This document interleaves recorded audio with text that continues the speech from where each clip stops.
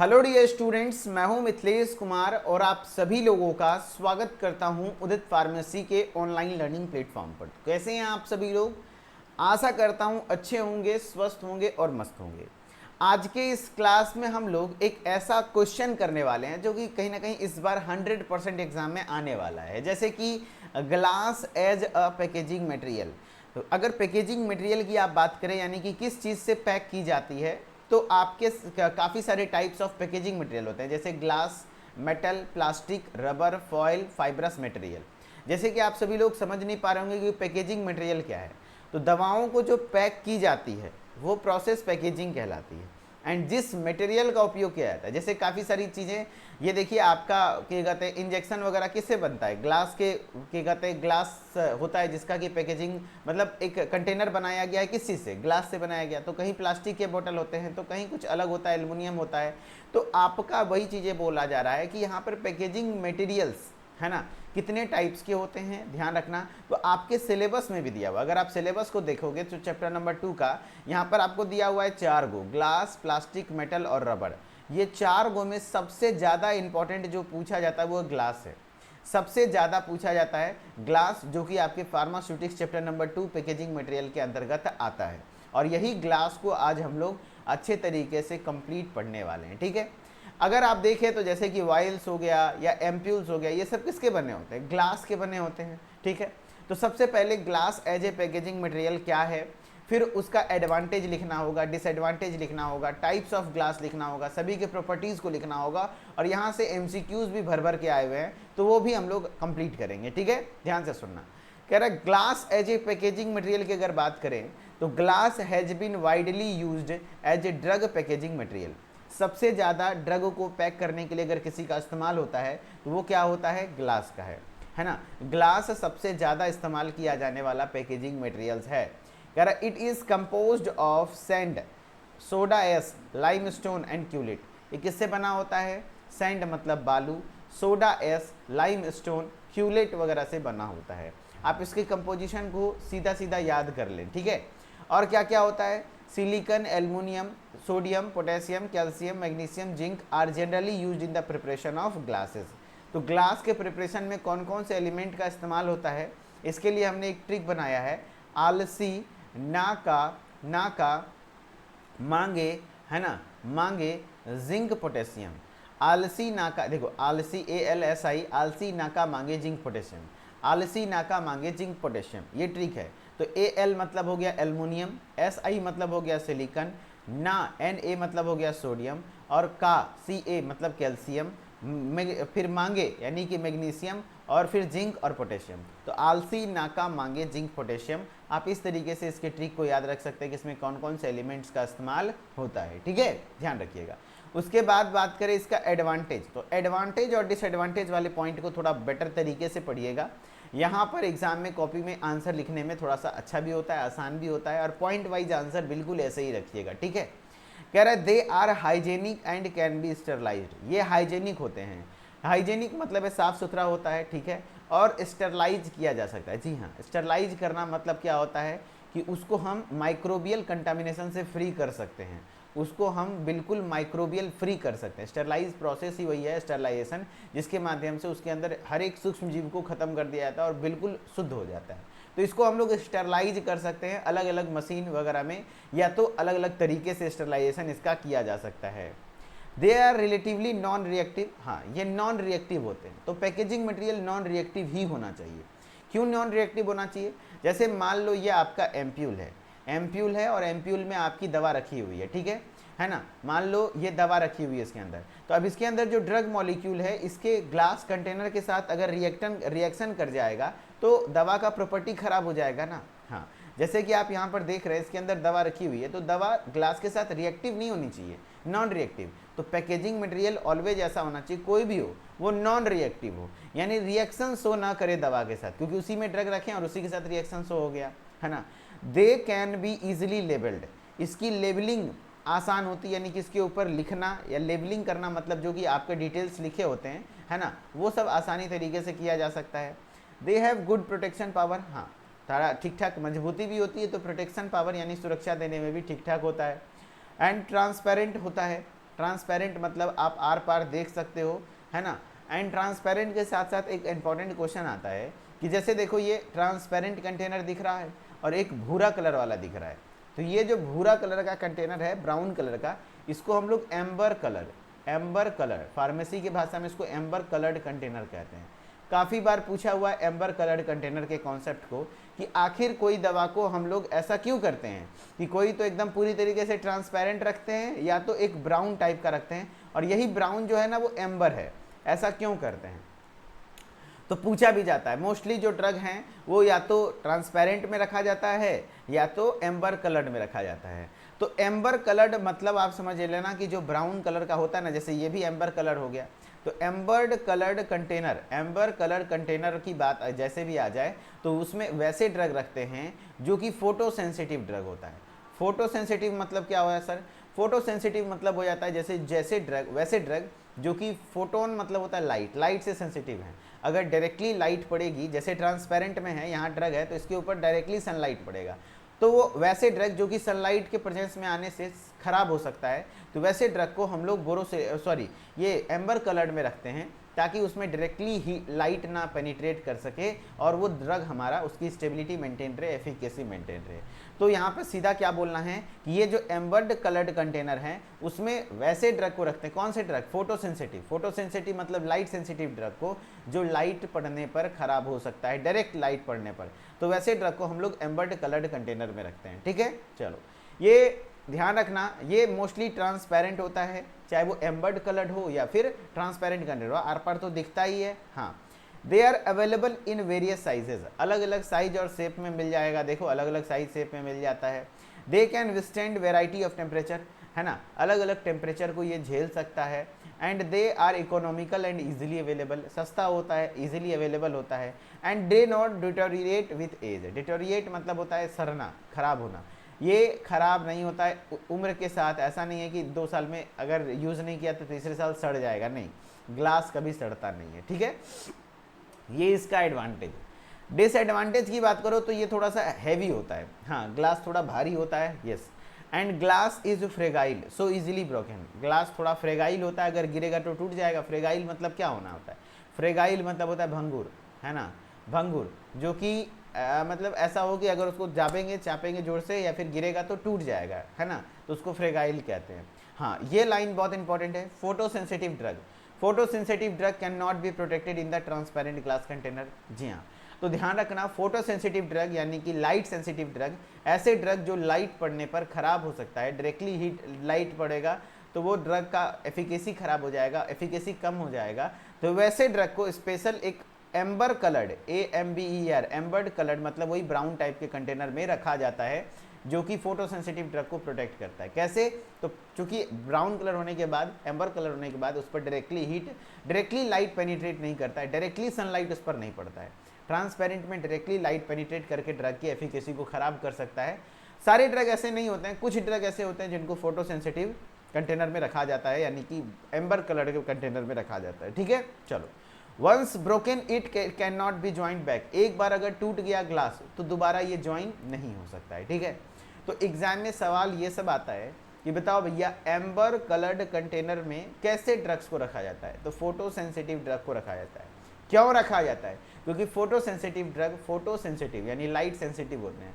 Light sensitive यानी कि light पड़ने पर उनकी एफिकेसी कम हो सकती है और दवा खराब हो सकता है। तो वैसे ड्रग को डायरेक्टली एम्बर कलर में रख दिया जाता है ताकि वहाँ पर डायरेक्ट लाइट ना पड़े, है ना। हाँ, अब टाइप्स ऑफ ग्लास, तो ग्लास के 4 प्रकार जनरली यूज होते हैं, ध्यान रखना। टाइप्स ऑफ ग्लास, कितने टाइप्स के, एक चार्ट बता रहा हूँ, इस चार्ट को याद कर लेना, उसके बाद आप सब कुछ लिख दोगे। ठीक है, मेनली 4 प्रकार के ग्लास होते हैं, टाइप 1, टाइप 2, टाइप 3, टाइप 4। जी हाँ, नाम ही है type 1, type 2, type 3, type 4 glass, ध्यान रखना। और टाइप 1 का नाम क्या है ये पूछा जाता है। Type 1 glass is known as आपका बोरोसिलिकेट ग्लास के नाम से जानता है, ये वाला नाम है इसका, बोरोसिलिकेट के नाम से जाना जाता है, बोरोसिलिकेट ग्लासेस, है ना।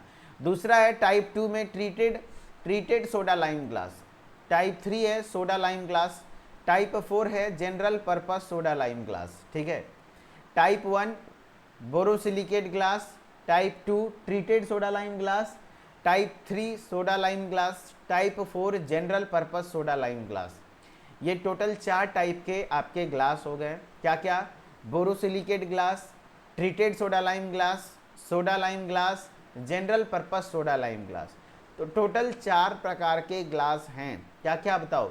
बोरोसिलिकेट, जिसको कि टाइप 1 ऐसे नाम से ही पूछा जाता है, type 1 borosilicate, type 2 treated soda lime glass, type 3 soda lime glass, type 4 general purpose. Sir confusion हो रहा है ना? तो मैं बताता हूँ।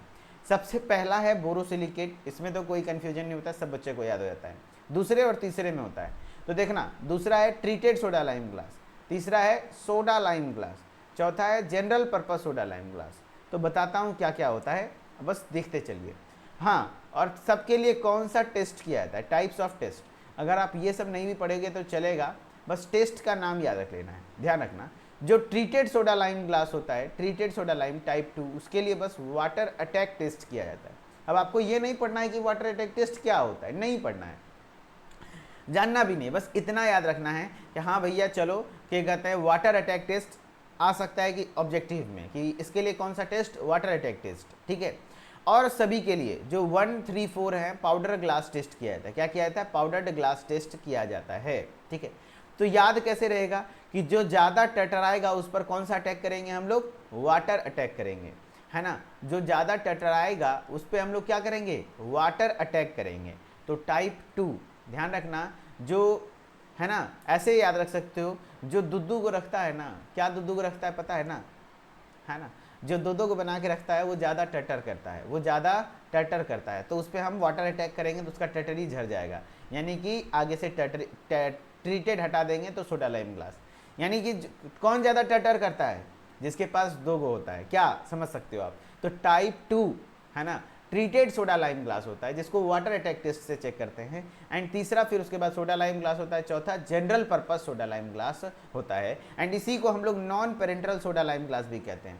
नॉन पेरेंटल मतलब है कि ऐसे ग्लास में, ये सस्ता क्वालिटी का ग्लास होता है, ऐसे ग्लास में हम लोग पेरेंटल यानी इंजेक्शन फॉर्मुलेशन वगैरह को नहीं रखते हैं, इंजेक्शन वगैरह को नहीं रखते हैं, हाँ ओरल वगैरह सस्पेंशन वगैरह इसमें रख देते हैं, ठीक है। चलो, सबसे पहले था टाइप 1 बोरोसिलिकेट ग्लास। इसके बारे में मैं अब आपको बता दूं कि सबसे बेहतर क्वालिटी का ग्लास होता है, सबसे ज़्यादा हीट रेजिस्टेंट, देखो लिखा ना, हाईली रेजिस्टेंट, सबसे ज़्यादा रेजिस्टेंट, यानी कि इसमें टेम्परेचर प्रेशर सब कुछ को रेजिस्ट कर सकता है। सबसे बेटर क्वालिटी का ग्लास कौन सा है, borosilicate.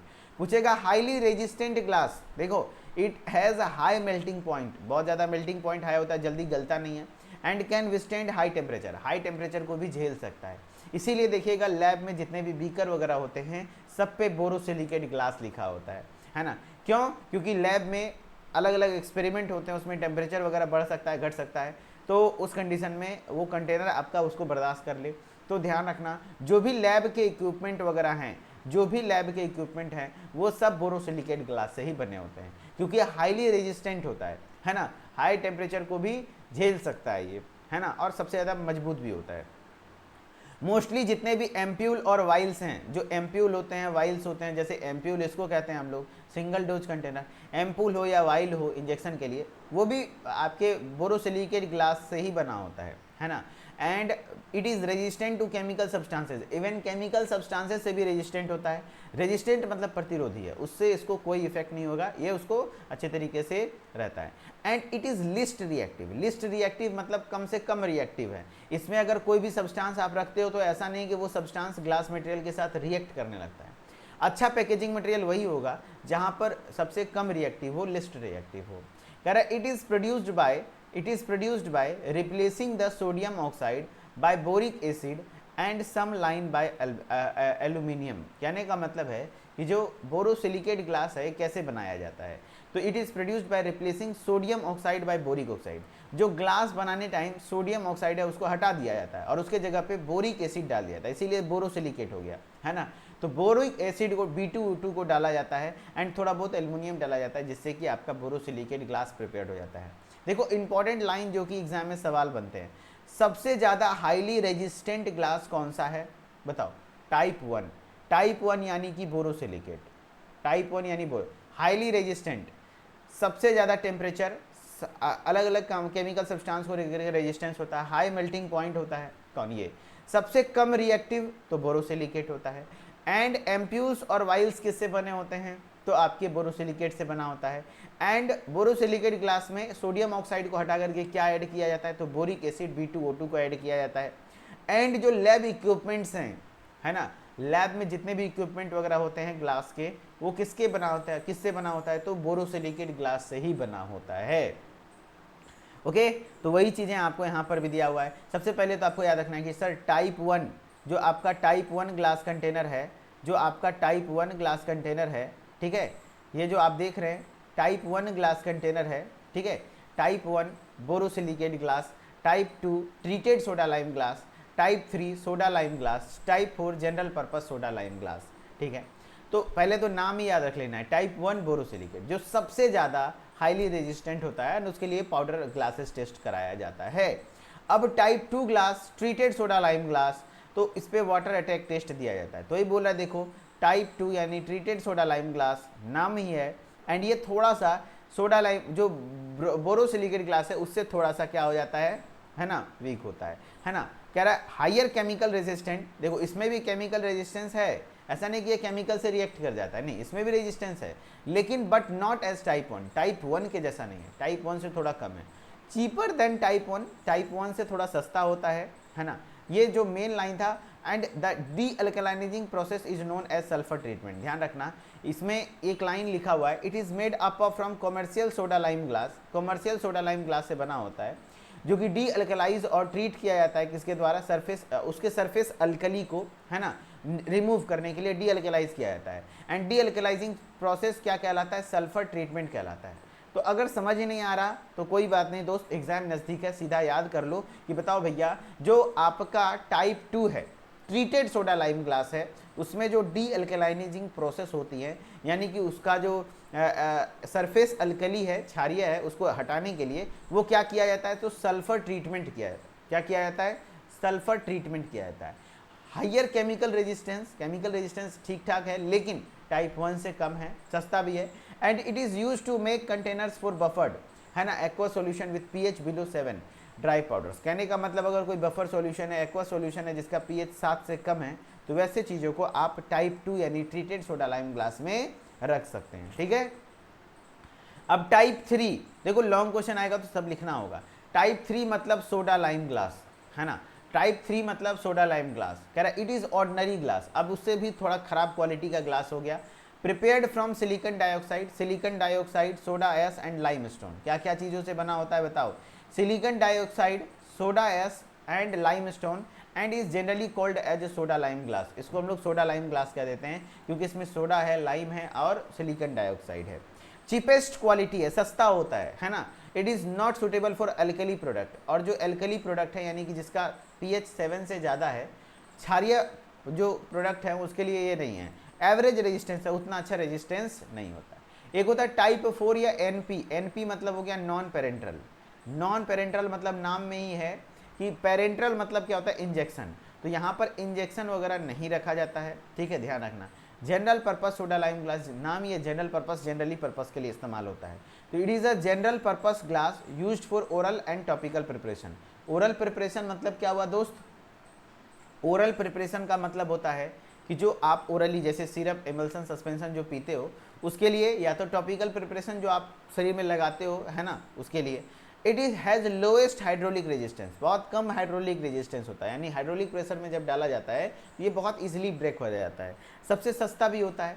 Suitable for solid product इसमें रखे जा सकते हैं, कुछ लिक्विड और semi solid, but not for parenteral. अक्सर पूछा जाता है कौन सा ऐसा ग्लास का टाइप है जिसमें आप पेरेंट्रल को नहीं रख सकते हैं, तो वो टाइप 4 है। ध्यान रखना, नॉन पेरेंट्रल नाम ही है। टाइप 4 को NP यानी नॉन पेरेंट्रल ग्लास भी कहते हैं, या तो जनरल पर्पस, नाम ये जनरल पर्पस यानी जनरली ओरल और टॉपिकल प्रिपरेशन। ओरल मतलब होता है ओरली जो आप खाएंगे पिएंगे उसके लिए, या तो टॉपिकल मतलब हो गया जो स्किन के ऊपर लगाएंगे, जैसे तेल वगैरह हो गया उसके लिए, ठीक है। हाँ, इस तरीके से आपको ग्लास पढ़ाया गया।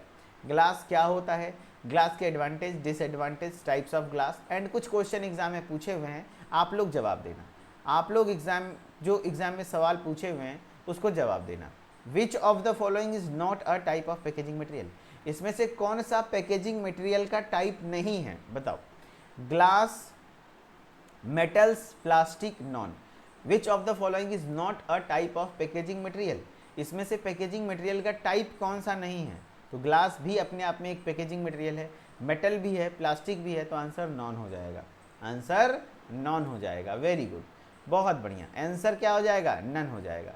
चलो नेक्स्ट है विच ऑफ द फॉलोइंग। एक बार मैं थोड़ा चैट सेक्शन ऑन कर देता हूँ ताकि आप सभी लोग आंसर कर पाएँ, है कि नहीं? आंसर करोगे तो थोड़ा ज़्यादा बेटर रहेगा। चलो अब आप लोग आंसर करना और बताना कि मुझे कैसा रहा। क्वेश्चन है which of the following elements is not typically used in the preparation of glass. Glass के प्रिपरेशन में कौन सा इस्तेमाल नहीं होता है? तो ग्लास में इस्तेमाल कौन कौन सा होता है, इसका ट्रिक बताया था, आलसी, है ना का, मांगे, है ना, मांगे, जिंक, पोटेशियम, यानी aluminium, silicon, sodium, calcium, magnesium, zinc, potassium, ये सब इस्तेमाल होता है। कौन सा नहीं होता है?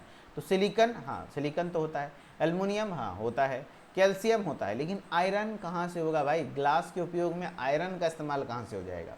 तो आंसर हो जाएगा सी, आयरन का इस्तेमाल इसमें नहीं होता है। ठीक है, नेक्स्ट है what is one of the primary hygienic advantage of glass as packaging. मतलब बताओ भैया हाइजेनिक के तौर पर एडवांटेज क्या है ग्लास का, है ना? तो इट इज लाइट वेटेड, क्या ये हल्का होता है? नहीं। It can be sterilised, yes, क्योंकि ये स्टरलाइज किया जा सकता है, इसको हम स्टरलाइज कर सकते हैं। स्टरलाइज करना मतलब हुआ कि इसको हम हाइजेनिक के तौर पर यानी कि साफ सुथरे के तौर पर इसको हम स्टरलाइजेशन कर सकते हैं, जिससे कि इसके सारे माइक्रोब्स वगैरह सब खत्म हो जाएंगे, है कि नहीं? गुड। नेक्स्ट है why is glass considered fragile. Glass को फ्रेगाइल यानी भंगुर क्यों बोला जाता है? ग्लास को फ्रेगाइल क्यों बोला जाता है? इट इज़ फ्लेक्सिबल, क्या ये लचीला होता है इस वजह से, या तो मोटा होता है, it can be easily broken क्योंकि ये आसानी से टूट जाता है इसलिए, या तो सॉफ्ट होता है इसलिए। बताओ इसका आंसर करो। तो ग्लास को फ्रेगाइल कंसिडर क्यों किया जाता है? क्योंकि ये easily broken, it can be easily broken, क्योंकि ये आसानी से टूट सकता है ना? चलो what type of pharmaceutical containers are primarily made from borosilicate glass. बताओ कौन सा ऐसा फार्मास्यूटिकल कंटेनर है जो बना होता है बोरोसिलिकेट ग्लास से? कार्टून, प्लास्टिक बोतल, एम्प्यूल वाइल, कार्डबोर्ड बॉक्सेस। तो आराम से आप कह सकते हैं जो एम्प्यूल वाइल होते हैं वो बोरोसिलिकेट ग्लास से बना होता है ना? What is the primary composition of type 3 soda lime glass. Type 3 soda lime glass के प्राइमरी कंपोजिशन क्या है? बोरिक एसिड, लाइम नहीं, बोरिक एसिड तो बोरोसिलिकेट में होता है, silicon dioxide, soda ash, limestone. Soda lime glass, soda S है, limestone है, सिलिकॉन डाइऑक्साइड है, यही आंसर हो जाएगा, आंसर हो जाएगा बी। तो what is the main use of type NP, general purpose soda lime glass. जो टाइप एनपी यानी non parental general purpose soda lime glass है उसका उपयोग क्या है? Oral and topical preparations, parental solution, hazardous chemical, high temperature applications. तो ध्यान रखना जो टाइप एनपी है नॉन पेरेंटल, है ना, non parental general purpose soda lime glass है, इसका इस्तेमाल हम लोग ओरल एंड टॉपिकल प्रिपरेशन के लिए करते हैं, ओरल और टॉपिकल प्रिपरेशन के लिए करते हैं। ठीक है, तो इसी के साथ आपका ग्लास खत्म होता है। एंड जो भी लोग क्रैश कोर्स में पढ़ाई कर रहे हैं दोस्त, ध्यान रखना उनके लिए एक ही चीज़ कहूँगा, बार बार रिवीजन करें एंड बार बार चीज़ों को सारे क्लास को अटेंड करें। आपके लिए सफिशिएंट है जितना क्रैश कोर्स में पढ़ाया जा रहा है, आप उतना कर लेंगे तो आप 100% कॉलेज टॉप कर सकते हैं, पास करने की तो छोड़ो ही, बिल्कुल घबराना नहीं है। एंड जो भी बच्चे क्रैश कोर्स पढ़ रहे हैं अपने दोस्त भाई साथी संगति को सजेस्ट बिल्कुल कीजिए उदित फार्मेसी का ऐप, अगर आपको अच्छा लग रहा है तो उनको भी बताइए कि वो भी आपके साथ पढ़ सकें और अच्छे तरीके से वो भी पास हो। करना क्या होता है, प्ले स्टोर पे जाना है, उदित फार्मेसी ऐप को सबसे पहले नाम के सर्च करना है और इंस्टॉल कर लेना है। इंस्टॉल करने के बाद मोबाइल नंबर डालना है, नाम ईमेल आईडी डाल के लॉगिन करना है।